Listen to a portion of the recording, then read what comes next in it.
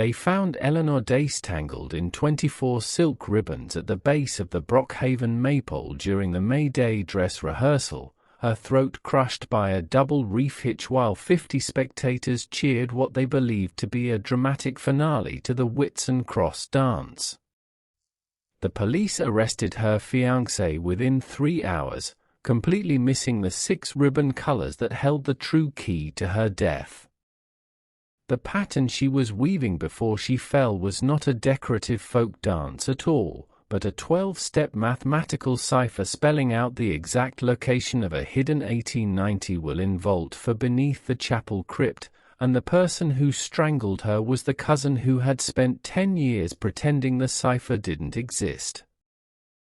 Hello friends, I'm Jack, broadcasting to you from here in Ohio, where the early morning sun is just turning the dew on the lawn into millions of tiny diamonds, making me think of spring mornings across the sea.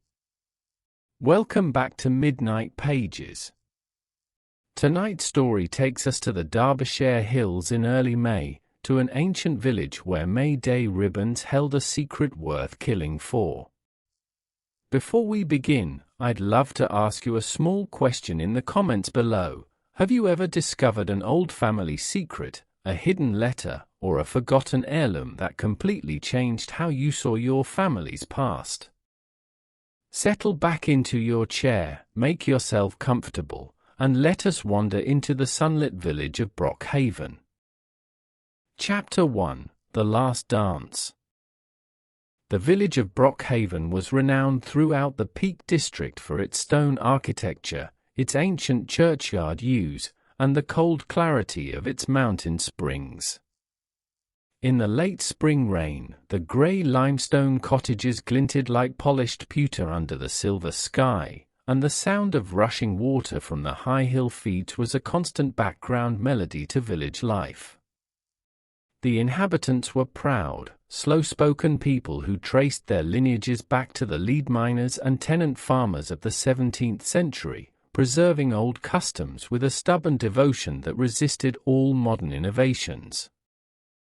Miss Jane Marple was a keen observer of rural social hierarchies. She recognized instantly that in Brockhaven, as in St. Mary Mead, the true power in the parish did not reside with the vicar or the county magistrates, but was quietly exercised by a small network of long-established families who controlled the village committees, guarded the parish records, and decided which traditions should be maintained and which should be allowed to wither away. The Peak District in late spring possessed a soft, luminous beauty that Miss Marple found deeply comforting. The limestone hills, pale grey against the vibrant green pastures, were dotted with wild hawthorn blossoms and mountain pansies, while the narrow stone-walled lanes echoed with the songs of thrushes and blackbirds. Brockhaven was an ancient village that seemed to rest in a natural cradle between two high ridges, protected from the cold mountain winds and blessed with clear, sweet spring water that fed the village stream.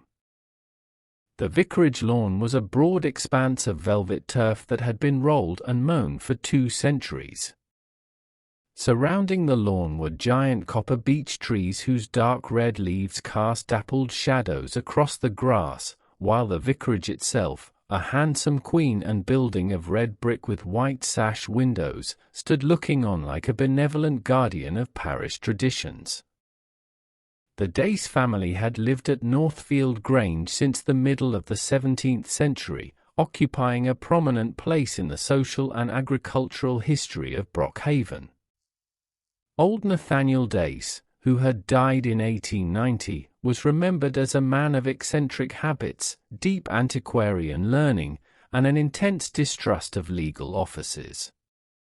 When his eldest son had shown signs of reckless extravagance, old Nathaniel had resolved that the family estate should not be squandered, taking extraordinary measures to protect the inheritance for future generations. Eleanor Dace was 24, slender, with dark hair tied back with a simple ribbon, and eyes that possessed the sharp, clear intelligence of her grandfather. Raised in a modest stone cottage after her father's early death, she had worked as an assistant mistress at the village school, earning the respect and affection of the entire parish. Her interest in local folk traditions was not a mere hobby, but a deep, scholarly passion that had led her to examine old family papers preserved in the vicarage chest. Constance Vale, by contrast, was a woman whose life was governed by a quiet, desperate pride. As the daughter of Nathaniel's eldest son, she had lived at Northfield Grange all her life, maintaining a grand social appearance while the estate debt mounted year after year. The prospect of losing the Grange was to Constance not merely a financial disaster, but an unimaginable social humiliation that would strip her of everything she valued. The village of Brockhaven was an ancient settlement nestled in a green valley of the Peak District, where grey stone cottages with slate roofs climbed the steep slopes like steps carved into the hill. In early May, when the wild cherry blossom covered the woods and the mountain streams ran clear over limestone beds, the parish green was the scene of traditional May Day festivities that had endured since the reign of King Henry VIII. The atmosphere was a pleasant combination of rural gaiety, spring sunshine, and intense parish rivalry over who should be selected to lead the procession. Miss Jane Marple had come to Brockhaven to stay for a fortnight with her old friend Lavinia Pinkerton's sister, enjoying the quiet country air after a tedious term of spring dampness in St. Mary Mead. She sat upon her painted bench outside the vicarage garden wall, her hands resting quietly in her lap, her thumb occasionally tracing the rim of her china teacup. To an casual observer, she appeared to be nothing more than a frail, benign spinster enjoying the spring sunshine, but behind her mild blue eyes lay 80 years of relentless observation of human nature in all its quiet, devious manifestations. Miss Jane Marple was of the opinion that spring pageants were very like parish bazaars. Everyone entered into them with the highest Christian intentions, but before the afternoon was over, someone was almost certainly harboring a violent desire to poke a neighbor with an umbrella. She sat upon a green-painted bench on the edge of the Brockhaven vicarage lawn on Wednesday afternoon, her gloved hands resting in her lap, her fingers turning a small, china teacup decorated with pale blue forget-me-nots. She turned the cup slowly by its handle, round and round, without taking a single sip, a small, characteristic rhythm she employed whenever her mind was evaluating human character under stress. Brockhaven was an idyllic English village tucked into a sheltered valley of the Peak District, surrounded by rolling green hills, ancient stone hedgerows, and dense woodlands of oak and beech. In late April and early May, the village was filled with the scents of wild garlic, apple blossoms, and damp moss, and the village green was the focal point for centuries of traditional spring pageantry. Miss Jane Marple had come to Brockhaven for a fortnight's quiet stay to recover her strength after a bout of spring bronchitis, on the strict instructions of her doctor. She was staying at a pleasant stone cottage near the vicarage lawn, enjoying the mild sunshine and the gentle rhythm of village life. In Miss Marple's long experience, small villages in spring were delightful places, but they were also places where old family grudges, hidden wills, and quiet jealousies bloomed just as vigorously as the hawthorn hedges. The Maypole dance was the highlight of the Brockhaven May Day festival. The 60-foot birch pole had been erected in the center of the vicarage lawn, painted in spiraling bands of green and white, with 24 long silk ribbons in 6 bright colors dangling from the iron crown at the top. The lead dancer, Eleanor Dace, was a young woman of 24 whose family had lived at Northfield Grange for 300 years. She possessed a natural grace and a deep passion for traditional folk customs, and for 3 weeks she had been instructing the village dancers in the intricate steps of the ancient Whitsun Cross dance. Constance Vale, Eleanor's cousin, stood watching by the tea marquee. Constance was 30, tall, pale, with cold grey eyes and an unyielding posture. Her family occupied Northfield Grange, but the estate was heavily burdened with debt, and Constance lived in constant dread of financial ruin. Her intense, unblinking gaze as she watched Eleanor's ribbon movements had caught the attention of several village observers, though only Miss Marple recognized the sharp, dangerous edge of desperate anxiety beneath Constance's rigid composure. The Dace family had occupied Northfield Grange since the reign of King Charles II, a long succession of country squires who had farmed their own acres, served as church wardens, and buried their dead in the Saxon crypt on the ridge. But the last century had not been kind to the family fortunes. When old Nathaniel Dace died in 1890, he left behind a tangled estate, a house in desperate need of repair, and 2 sons who had spent 20 years quarrelling over every timber rail and tithe allocation in the parish. Eleanor Dace was the granddaughter of Nathaniel's younger son, raised in a small stone cottage on the edge of the parish after her father's early death. She possessed her mother's sharp, inquisitive intelligence and her grandfather's stubborn refusal to accept defeat. When she had taken up the position of pageant mistress for the Brockhaven festival, she had done so not merely to teach small girls how to weave silk ribbons around a birch trunk, but because she had inherited her grandfather's private papers, a bundle of yellowed leather journals that contained hints of a secret that could alter the destiny of the Dace family forever. Chapter 2: A Village Wrapped in Ribbons. The manuscript room at Mrs. Wren's cottage was a marvel of organized antiquarian scholarship. For 40 years, Mrs. Wren had systematically collected, transcribed, and indexed every scrap of local history, parish folklore, and family pedigree in the High Vales.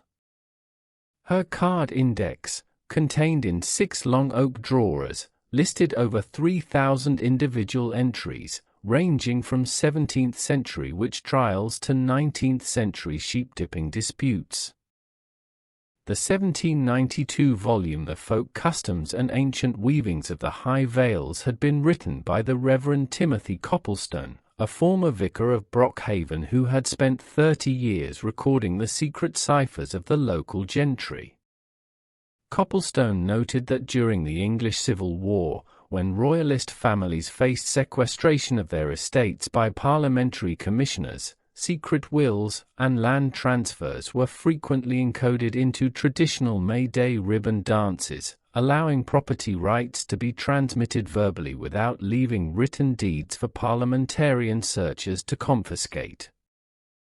The 1792 manuscript The Folk Customs and Ancient Weavings of the High Vales was a remarkable document, bound in faded sheepskin with brass clasps that clicked sharply when opened. Its pages, made of heavy linen rag paper, contained hand-drawn diagrams of ribbon weaves, mathematical tables for decoding step sequences, and notes on parish boundary stones written in iron gall ink. It was the only surviving copy in Derbyshire, preserved by 3 generations of village folklorists who had recognized its historical value. Mrs. Wren pointed out to Miss Marple that the 12-step Whitsun Cross sequence was constructed with extraordinary mathematical ingenuity. Each of the 6 ribbon colors, red, white, gold, blue, green, and black, corresponded to a specific letter group in the old parish cipher key. Step 1, red over white, cross to gold, represented the letter V. Step 2, blue under green, cross to black, represented the letter A. Step 3 represented the letter U. Step 4 represented the letter L. Step 5 represented the letter T. And Step 6 represented the number 4. The complete 12-step dance spelled out the exact coordinates, volt for Northfield.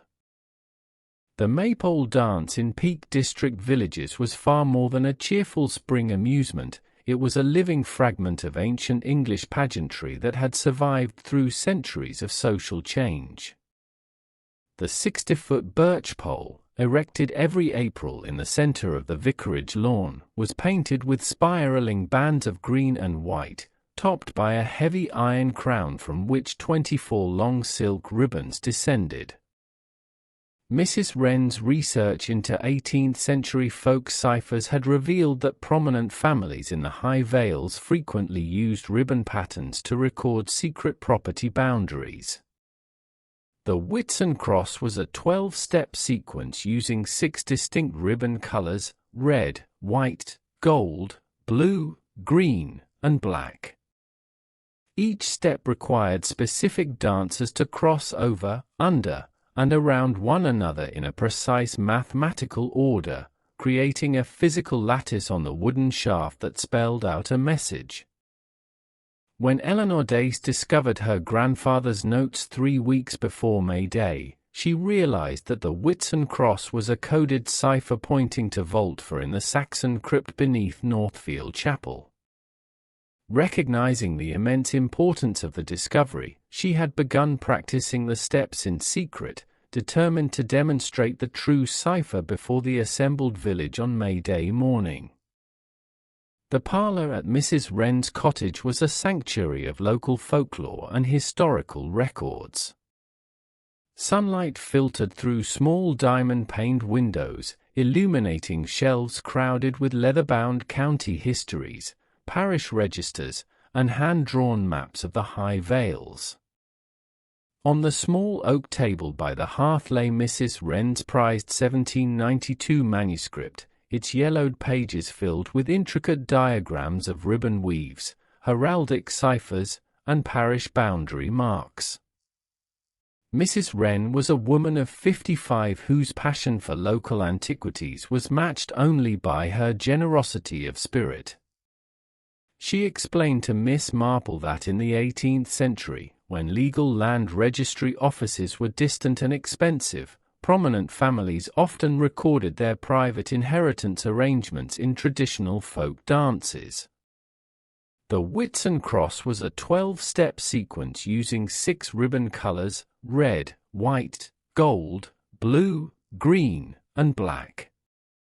When woven correctly on the maypole, the intersecting ribbons formed a physical cipher that could be decoded using the mathematical table in the 1792 manuscript.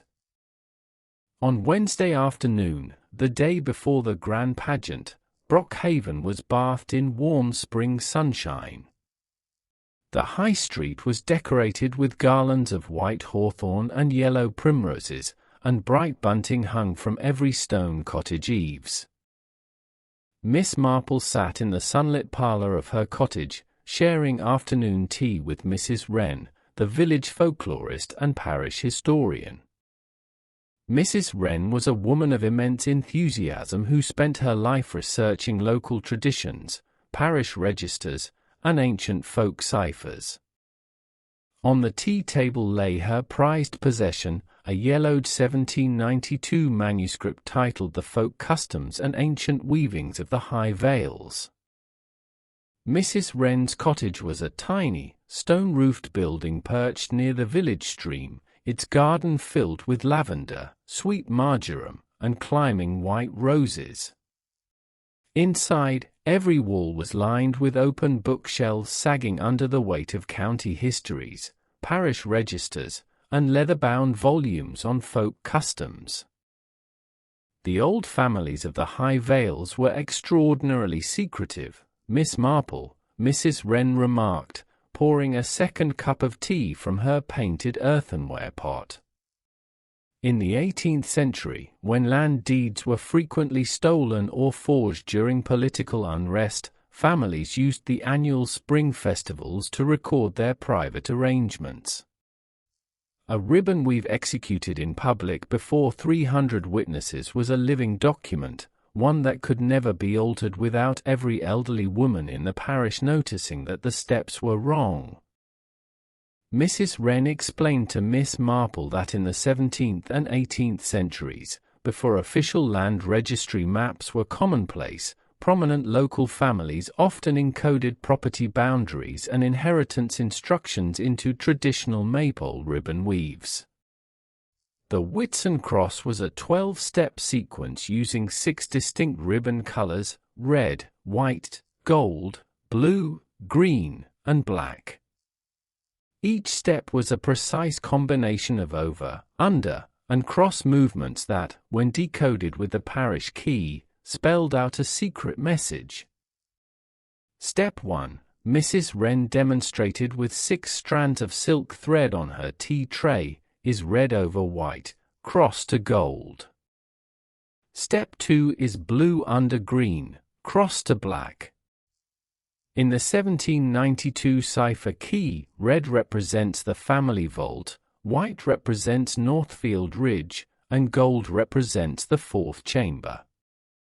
Eleanor realized 3 weeks ago that if the dancers executed the true 12-step Whitsun Cross, the woven pattern on the pole would spell out vault for Northfield. Eleanor Dace had discovered her grandfather's notes 3 weeks earlier and had realized that the Whitsun Cross was a coded cipher pointing to a hidden family document.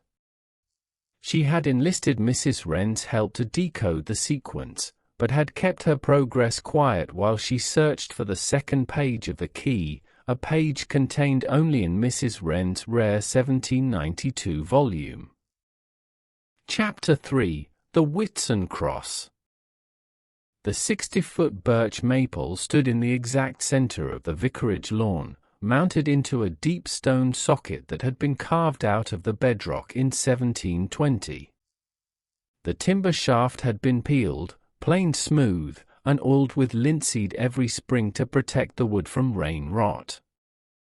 The iron crown at the top was fitted with 24 brass swivels that allowed the heavy silk ribbons to turn smoothly without tangling during the fast rotation of the dancers. The scarlet ribbon held by Eleanor Dace was the principal line of the Whitsun Cross sequence. Macclesfield's silk of 6-inch width was extraordinarily strong, capable of supporting a weight of over 200 pounds without snapping. For such a ribbon to become coiled in a double reef hitch knot around a dancer's neck required not an accidental stumble, but a deliberate, skilled manipulation by someone who understood tension lines and knot work. The constabulary at Buxton was a quiet rural force under the direction of Inspector Harrow, a man who had spent 20 years dealing with sheep straying onto railway lines, village boundary disputes, and occasional cider house brawls. To find himself investigating the murder of a prominent village girl at a public festival was an experience that tested his administrative capabilities to the limit, causing him to seize eagerly upon the most obvious suspect in order to restore order to his district. The 60-foot birch maypole was a magnificent timber shaft, harvested from the high forest 3 years earlier and seasoned in the mill pond. It was painted in spiraling bands of green and white, topped by a heavy iron collar with 24 brass rings from which the long silk ribbons hung. The ribbons, imported from Macclesfield's silk mills, were 6 inches wide, heavy, and dyed in vivid, lasting colors that shimmered in the May sunshine. When Eleanor Dace fell, the silence that descended over the vicarage lawn was complete and terrifying. The brass band stopped playing in the middle of a bar, the dancers froze in their places holding their trailing ribbons, and the 50 spectators along the hurdle stood motionless. It was as though the cheerful spring pageant had dissolved in a single instant into a dark, solemn tragedy. The dress rehearsal on Wednesday afternoon was attended by nearly 50 villagers who gathered along the white hurdle surrounding the lawn. The weather was crisp and sunny, and the brass band played lively traditional tunes while the 24 dancers swirled in fast, counter-rotating circles around the birch trunk. The lead position was held by Eleanor Dace, who called out the step counts in her clear, melodic voice. The visual effect was breathtaking, a shimmering wheel of white dresses and bright silk ribbons ascending and descending in perfect rhythm as the dancers executed the intricate crossovers. The sudden death of Eleanor Dace shattered the festive atmosphere in a single terrifying second. Inspector Harrow of the local police arrived quickly, assuming a simple slipping accident during the fast spin. But Miss Marple, observing the scene with quiet thoroughness, noted 3 critical clues: the tight double reef hitch knot around Eleanor's throat, the clean-cut silk at the upper iron ring, and the missing gold key that had hung from Eleanor's neck only 10 minutes before. The dress rehearsal on Wednesday afternoon had drawn 50 spectators to the vicarage lawn. The green was surrounded by wooden hurdles painted white, and bright bunting hung from the oak trees. The brass band, seated in the gazebo, played lively country tunes while the 24 dancers in white dresses and ribbon sashes executed the complex counter-rotating circles around the 60-foot birch pole. The sudden death of Eleanor Dace sent a shockwave of horror through the gathered crowd. Inspector Harrow of the local constabulary arrived within 15 minutes, examining the body with a straightforward, practical air that assumed a tragic slipping accident during the fast rotation. But Miss Marple, standing quietly by the hurdle, had noticed 3 distinct anomalies: the double reef hitch knot around Eleanor's neck, the clean-cut silk at the upper iron ring, and the missing gold key that had hung from Eleanor's neck only 10 minutes before. The dress rehearsal on Wednesday afternoon was attended by nearly 50 villagers who gathered around the wooden hurdles on the vicarage lawn to watch the dancers in their white dresses and ribbon sashes. The brass band played lively folk tunes, and the 24 dancers swirled in a fast, counter-rotating wheel around the birch trunk. The dancers moved in 2 concentric circles, 12 girls moving clockwise with the red, gold, and green ribbons, and 12 moving counterclockwise with the white, blue, and black ribbons.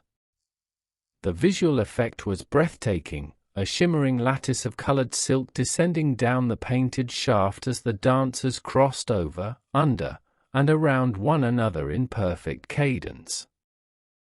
Eleanor Dace stood at the lead position, holding the principal scarlet ribbon, calling out the step counts in her clear, rhythmic voice.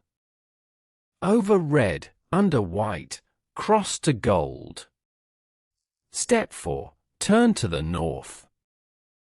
As the 11th step was reached, the dancers executed a complex crossover movement that drew the silk tightly around the central pole.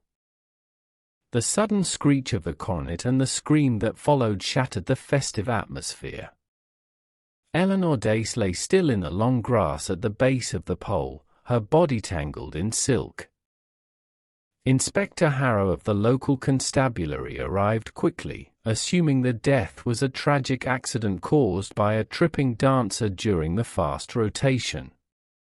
He was a straightforward county officer who preferred simple explanations and disliked anything that suggested complicated village malice. Tripped on her hem during the spin, Harrow announced to the gathered committee, wiping his brow. Caught her neck in the falling tension line of the scarlet ribbon as she went down. A tragic, terrible misfortune. But Miss Marple, examining the scene with quiet precision, noted several details that contradicted the accident theory. The ribbon was wound in 3 deliberate, tight coils around Eleanor's neck, the knot was a double reef hitch that could never slip under tension, and the silk had been clean-cut at the upper iron ring with a pair of sharp embroidery scissors. Chapter 4: What Andrew Couldn't Explain. Andrew Mace sat in the vestry of Brockhaven Church, staring at his hands in silent misery. He was a young man whose professional life as a structural engineer required absolute precision, honesty, and reliance on physical facts. To find himself trapped in a web of police suspicion because his fingerprints were found on Eleanor's silk ribbon was a nightmare that violated his entire sense of natural justice. He explained to Miss Marple that his argument with Eleanor behind the tea marquee had been caused by his growing anxiety over her secretiveness. For 3 weeks, Eleanor had been returning home late at night, her shoes covered in grey chapel mud, her hands stained with iron gall ink. When he had begged her to confide in him, she had insisted that she must resolve the mystery of the 1890 will alone, fearing that if anyone else learned of the search before the ribbon cipher was demonstrated, the evidence would be destroyed. Andrew Mace sat in the vestry with his head in his hands, his knuckles white with tension. He was a young man whose life had been straightforward, built on the solid principles of mathematics and engineering. He had met Eleanor Dace 2 years before at a parish harvest supper, and their shared love of the Peak District hills had quickly blossomed into a deep, enduring affection. To find himself accused of her murder because of a silk ribbon left him in a state of profound shock. Miss Marple listened to Andrew's story with deep, sympathetic attention. She knew that young men who were deeply in love often misinterpreted their fiancé's reticence as coldness or doubt, quite failing to realize that a young woman might be carrying a heavy, secret burden of family honor that she was determined to resolve before her wedding day. The vicarage study was converted into a temporary police station as Inspector Harrow began interrogating witnesses.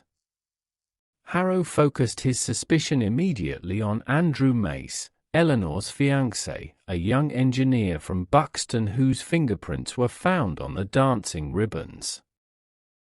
Andrew was a practical, straight-spoken young man whose work involved bridge design, iron stress calculations, and scaled blueprints. To find himself accused of murder because of a silk ribbon left him bewildered and furious.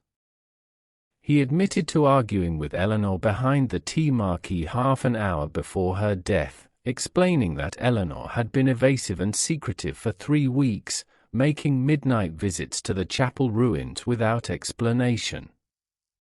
Miss Marple's quiet interview with Andrew in the vestry confirmed his innocence. Andrew knew nothing of the hidden 1890 will or the coded ribbon sequence, but he recalled that Eleanor had repeatedly whispered a phrase about over the red, under the white, cross to the Northfield chapel, a phrase that Inspector Harrow had dismissed as nonsensical gibberish. The vicarage study was quiet save for the ticking of the long-case clock and the murmur of police inquiries. Andrew Mace sat in the heavy armchair, his face pale, his hands clenched into fists as he answered Inspector Harrow's questions. Andrew was an engineer by profession, a man whose life was built on physical measurements, structural stress, and clear facts. To find himself accused of murder because his fingerprints were found on a silk ribbon was an experience that filled him with deep, helpless fury.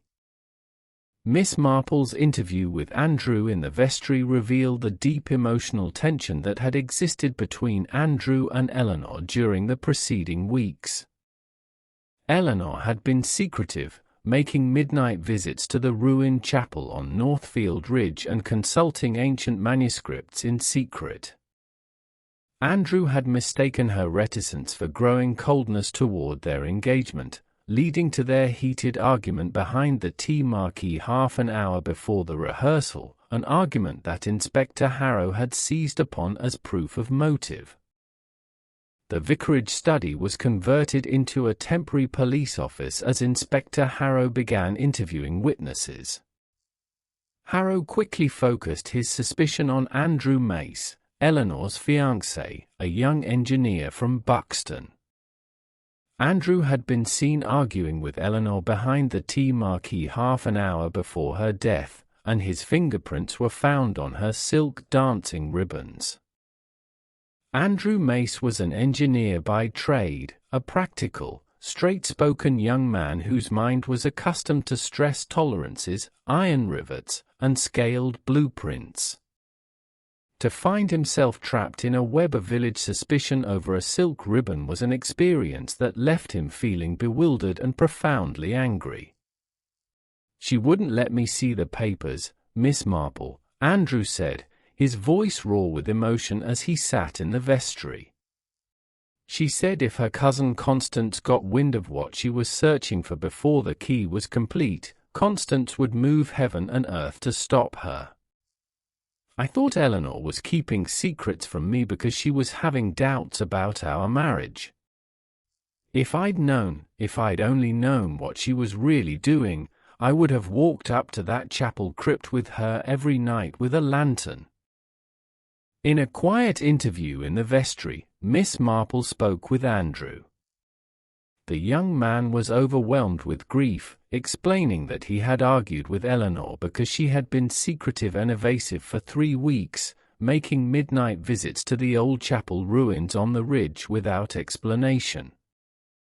Andrew knew nothing of the hidden inheritance or the coded ribbon sequence, but he recalled that Eleanor had obsessively repeated a phrase about over the red, under the white, cross to the Northfield chapel. "She told me on Tuesday night that by Thursday evening, Northfield Grange would belong to her branch of the family," Andrew added, his hands trembling. "She said old Nathaniel's true 1890 will was sitting in a brass box in the crypt, and that the ribbon weave on Wednesday would prove she had the right to claim it." Chapter 5: Old Steps, New Lies. The parish library housed in the ancient tithe barn was cool and quiet, illuminated by pale light streaming through narrow stone lancet windows. The smell of old calfskin bindings, iron-gall ink, and dry oak timber created an atmosphere of scholarly peace that Miss Marple found exceptionally conducive to clear thinking. When Miss Marple confronted Constance Vale with the phrase "vault for beneath Northfield Chapel," she was watching not merely Constance's face, but her hands.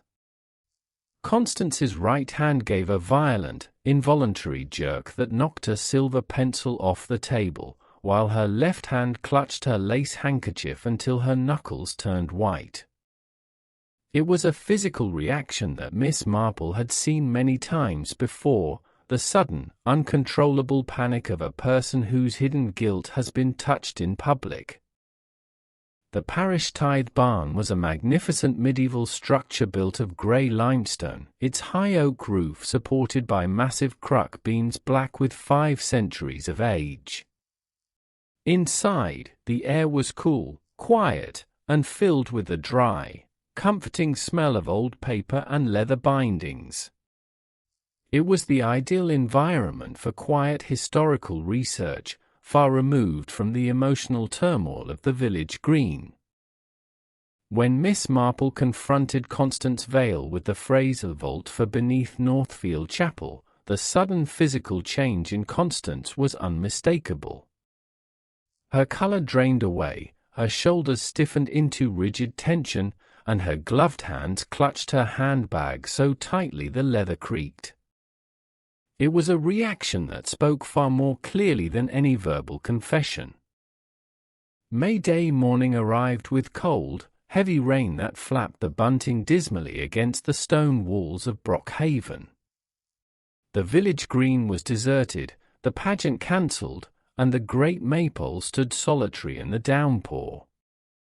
Miss Marple spent the morning in the parish library housed in the ancient tithe barn, studying land tax records from 1890. When Constance Vale entered the library, Miss Marple engaged her in conversation about the history of the pageant. When Miss Marple casually dropped the phrase "the vault for beneath Northfield Chapel," Constance suffered a violent physical spasm, dropping her parish folders onto the floor.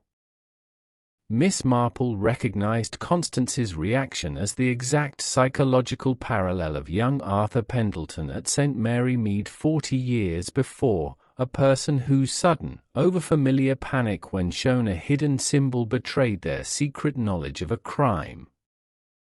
May Day morning dawned cold and wet, with a heavy mist hanging over the Peak District hills. The bunting flapped dismally against the wet stone walls of Brockhaven, and the great Maypole stood deserted on the green, its ribbons dripping with rain. Miss Marple spent the morning in the parish library housed in the ancient tithe barn, examining land tax records from 1890.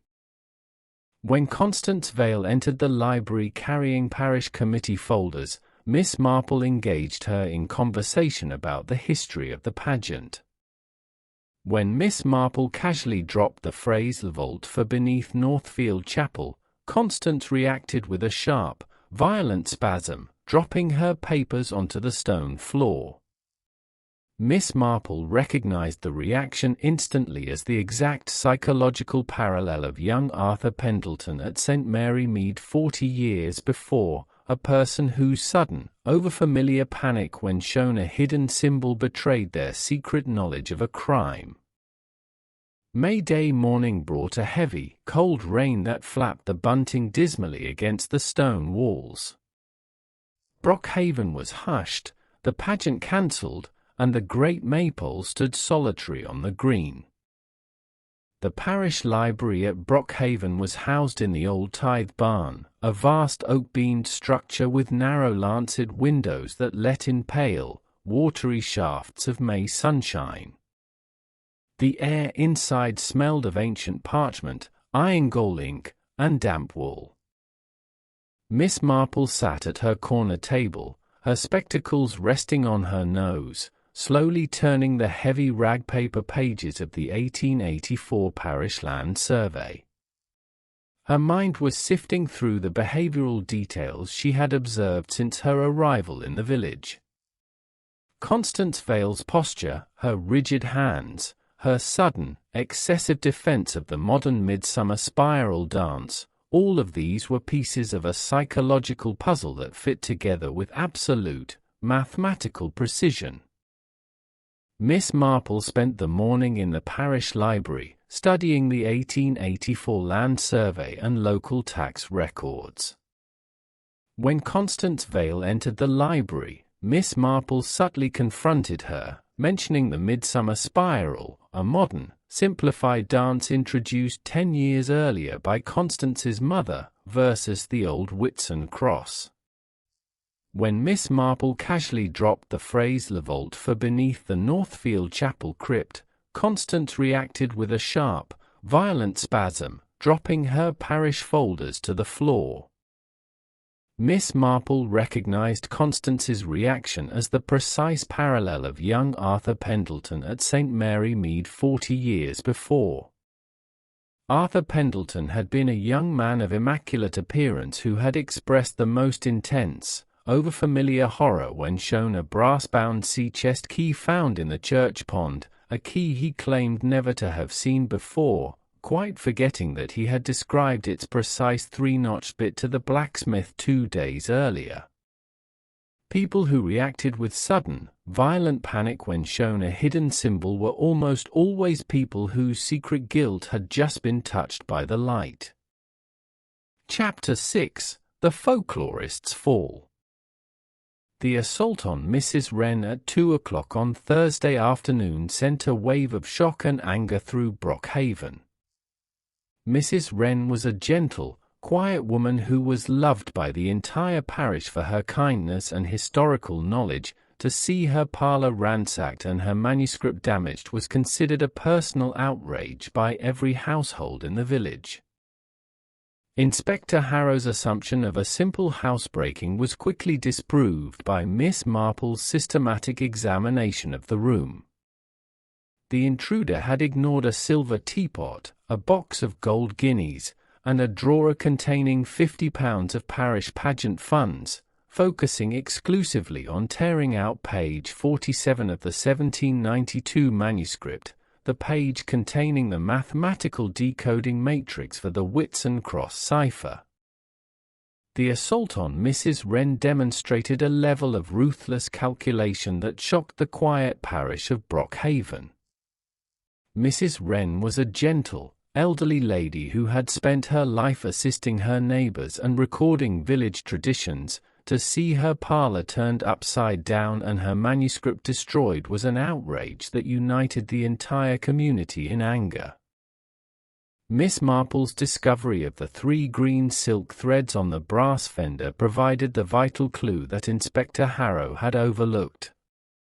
The threads came from the official committee coat worn by officers of the Brockhaven Festival Society, a coat that only 3 people in the parish possessed, one of whom was Constance Vale. The attack on Mrs. Wren at 2 o'clock on Thursday afternoon turned quiet suspicion into acute village alarm. Mrs. Wren was found dazed at the foot of her stairs, her parlor in chaos.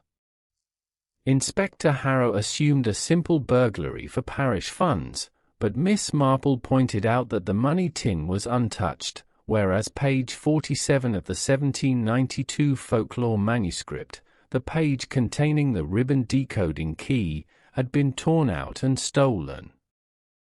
Furthermore, Andrew Mace was locked in the police cell at Winchester during the attack, providing an absolute alibi and proving that another person was actively hunting for the ribbon key. On the brass fender in Mrs. Wren's parlor, Miss Marple discovered 3 threads of green silk braid, the exact braid used on the committee coats worn by officers of the Brockhaven Festival Society. The attack on Mrs. Wren at 2 o'clock on Thursday afternoon turned quiet suspicion into acute alarm. Mrs. Wren was found at the foot of her cottage stairs, dazed and bruised, while her parlor was in chaos.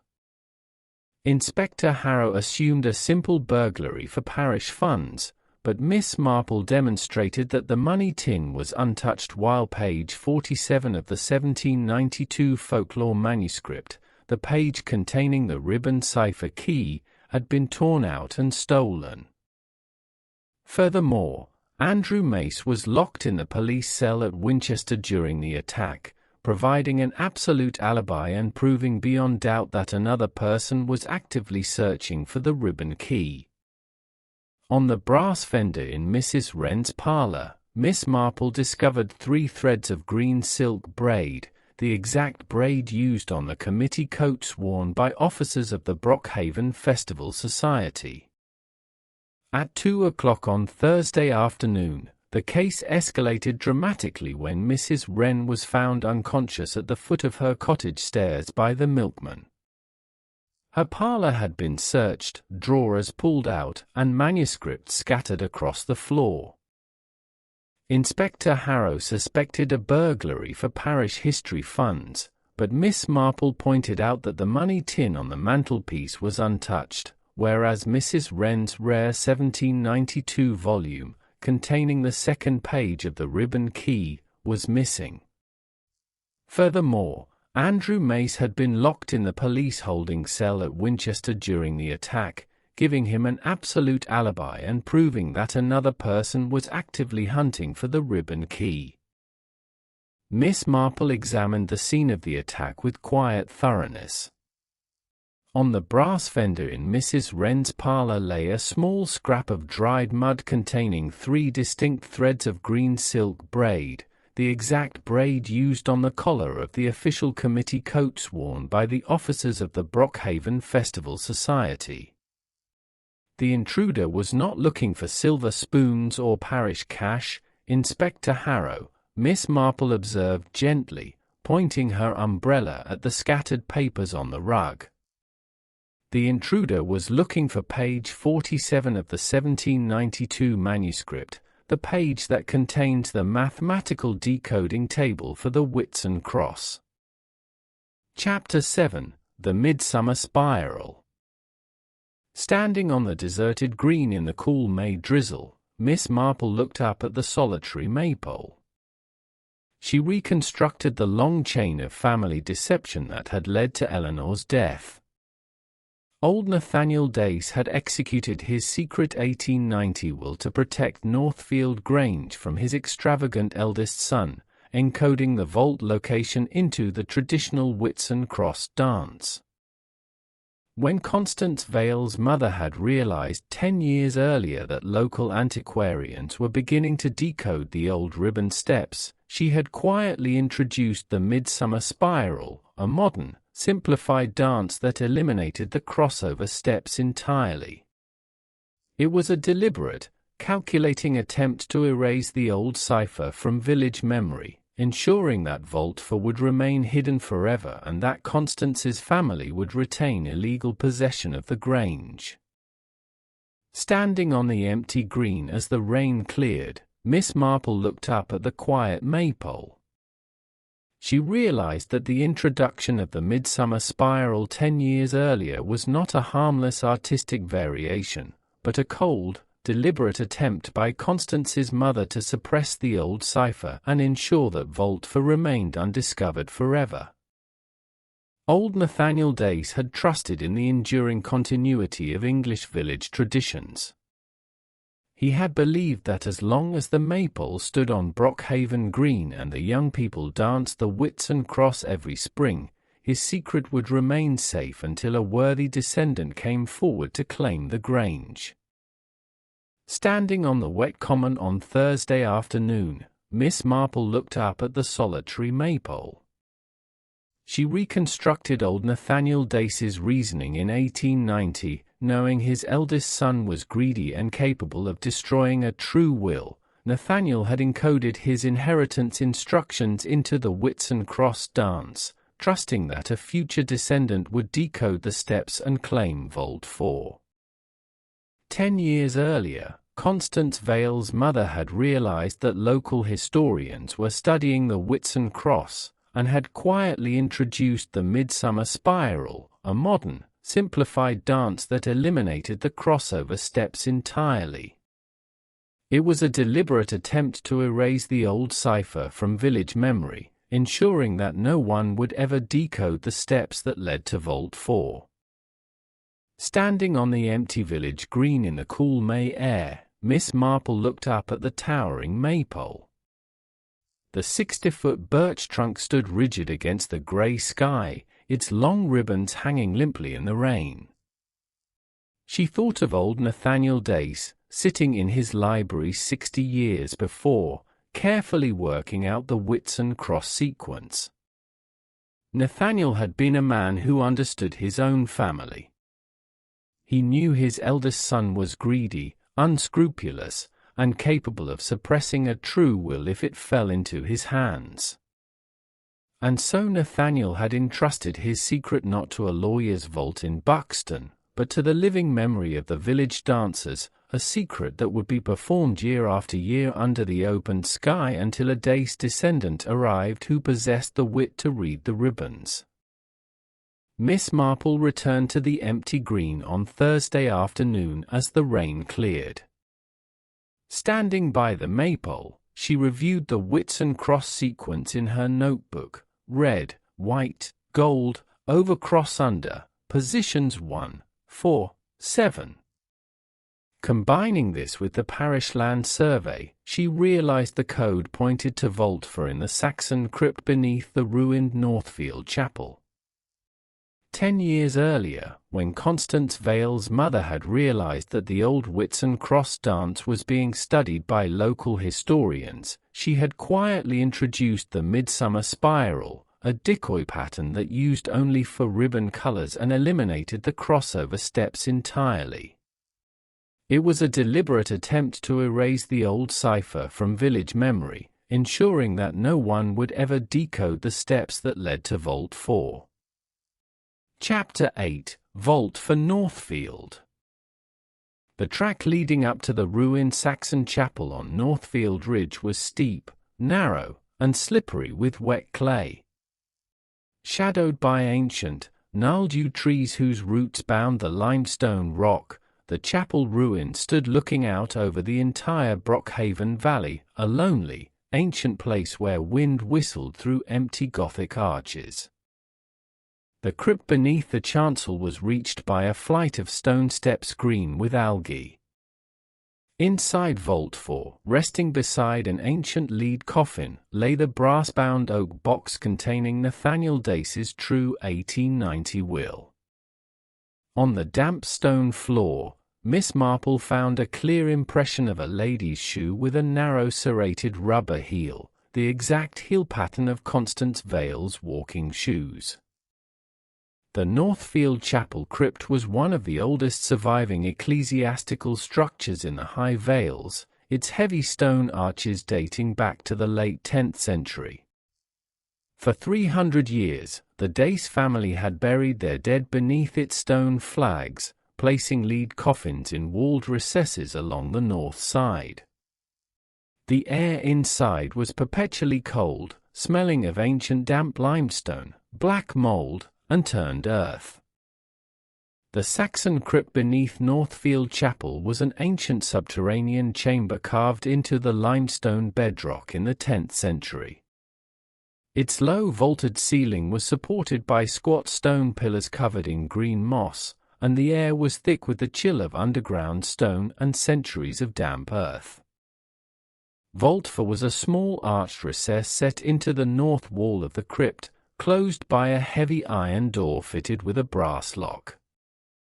Inside lay the brass-bound oak box containing Nathaniel Dace's true 1890 will, a document written on parchment and sealed with red wax that clearly left Northfield Grange to Eleanor's father and his heirs. At 6 o'clock on Thursday evening, Miss Marple, Inspector Harrow, and Constable Fern climbed the steep, muddy track to the ruined Saxon chapel on Northfield Ridge. Descending into the cold, damp crypt, they found Vault 4 unbolted with fresh grease on its heavy iron hinges. Inside Vault 4, resting beside an ancient lead coffin, was a small brass-bound oak box containing the 1890 will that left Northfield Grange to Eleanor's branch of the family. On the dusty stone floor lay a narrow lady's shoe print with a serrated rubber heel, and the brass lock had been opened with the small gold key stolen from Eleanor's body. At 6 o'clock on Thursday evening, Miss Marple, Inspector Harrow, and Constable Derek Fern climbed the steep track to the ruined Northfield Chapel on the ridge. The path was narrow, slippery with wet clay, and shadowed by ancient yew trees whose gnarled roots gripped the limestone rock. Descending into the cold, damp Saxon crypt beneath the ruined chancel, they found Vault 4 unbolted with fresh grease on its heavy iron hinges. The air inside the crypt was thick with the smell of damp earth, ancient stone, and old iron. Inside Vault 4, resting beside an ancient lead coffin, was a small brass-bound oak box containing the 1890 will. On the dusty floor beneath the vault, Miss Marple found a narrow lady's shoe print, a small, elegant print with a serrated rubber heel, and a discarded scrap of blue pageant program ribbon. The brass box was locked with a small gold key, the key that had hung from Eleanor Dace's neck when she died, which Constance had stolen from her body during the confusion following the rehearsal. "Look at the lock, Inspector," Miss Marple said, pointing with her umbrella. The brass key was inserted within the last 24 hours. The dust around the keyhole has been wiped clean by a gloved finger. Chapter 9. Over, Under, Cross. The trap in the parlour of Northfield Grange was executed with quiet, devastating precision. Sitting in her armchair with her teacup, flanked by Inspector Harrow and Constable Fern behind the velvet curtains, Miss Marple laid out the physical evidence piece by piece, the silk threads from Mrs. Wren's fender, the shoe prints in Vault 4, the gold key recovered from Constance's jewel case, and the torn page of the 1792 manuscript. Constance Vale's rigid composure cracked completely under the weight of proof. She wept bitterly as she confessed to following Eleanor to the crypt on Tuesday night, seeing her open vault for, and committing murder during the dress rehearsal to prevent the cipher from being demonstrated before the parish elders. The confrontation in the parlour of Northfield Grange was quiet, solemn, and unhurried. Miss Marple sat in her armchair, her hands resting quietly in her lap, presenting the evidence with devastating clarity, the silk threads from the fender, the narrow boot prints in Vault 4, the gold key found in the jewel case, and the mathematical sequence of the Whitsun Cross. Constance Vale's pride dissolved into weeping despair as she realized that her 10 years' struggle to retain Northfield Grange had ended in ruin. She admitted that she had followed Eleanor to the crypt on Tuesday night, seen her open Vault 4, and resolved to murder her during the May Day dress rehearsal before the secret will could be presented to the solicitors. At 7 o'clock, Miss Marple laid her final trap in the grand parlour of Northfield Grange. Flanked by Inspector Harrow and Constable Fern, Miss Marple presented Constance Vale with the charred scrap of the 1792 manuscript and the gold key found in Constance's jewel case. Constance broke down entirely, confessing that she had discovered Eleanor's research 3 weeks earlier, realized that the secret 1890 will would evict her family from Northfield Grange, and had strangled Eleanor during the rehearsal to prevent the cipher from being demonstrated before the village. At 7 o'clock, Miss Marple laid a trap in the parlour of Northfield Grange. The parlour of Northfield Grange was a grand, high-ceilinged room filled with family portraits, faded velvet curtains, and antique walnut furniture. A coal fire burned in the grate, casting long shadows across the polished floorboards.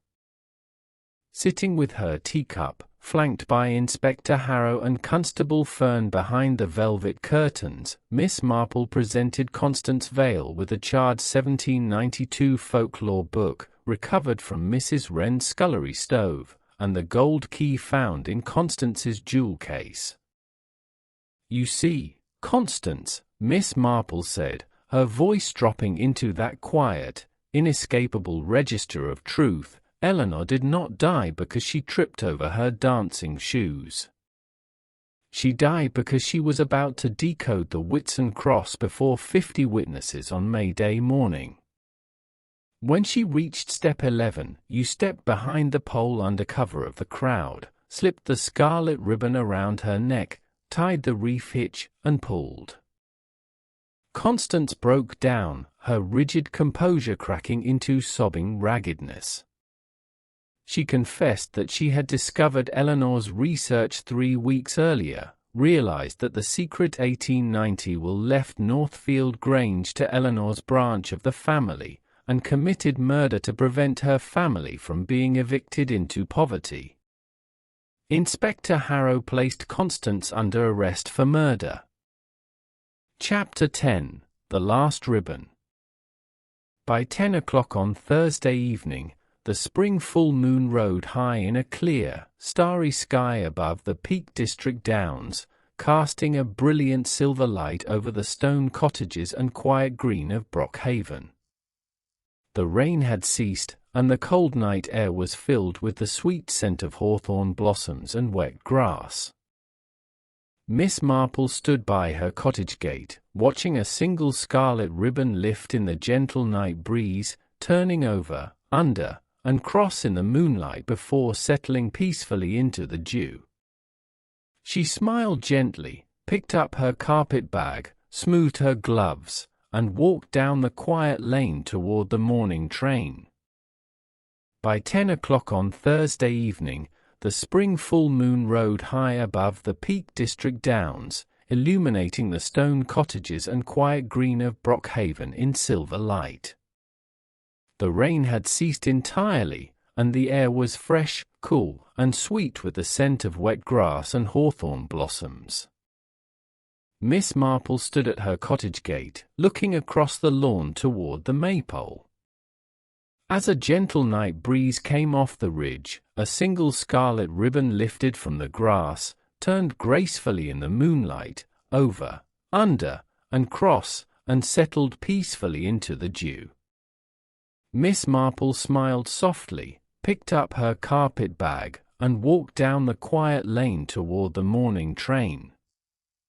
The formal confession was signed at Buxton Police Station at 9 o'clock, bringing an end to the dark shadow that had fallen over Brockhaven. By 10 o'clock, the spring full moon illuminated the quiet green, washing the stone cottages and the great Maypole in silver light. Miss Marple stood by her cottage gate, watching a single scarlet ribbon lift in the gentle night breeze, turning over, under, and cross, before settling peacefully into the grass. She picked up her bag, smoothed her gloves, and walked down the lane toward the morning train. The formal confession was signed at Buxton Police Station at 9 o'clock, written out in Inspector Harrow's clear hand while Constance Vale sat staring silently at the desk. By 10 o'clock, peace returned to Brockhaven under a brilliant spring full moon. The sky was clear, studded with silver stars, and the rain had ceased entirely. Miss Marple stood by the gate of her cottage, watching the great Maypole on the green. As a gentle spring breeze came off the ridge, a single scarlet ribbon lifted from the grass and turned gracefully in the silver moonlight, over, under, and cross, before falling back into the buttercups. Miss Marple picked up her bag and walked down the lane toward the morning train. Thank you so much for spending this hour with us here on Midnight Pages. I hope tonight's journey into the Derbyshire hills brought a little quiet mystery and warmth to your evening. If you enjoyed our time in Brockhaven, please consider giving this video a like, leaving a comment below with your answer to our question, and subscribing to the channel so we can gather here again next week for another long-form cozy mystery. Until then, from all of us here in Ohio, stay warm, keep a light burning, and have a very peaceful night.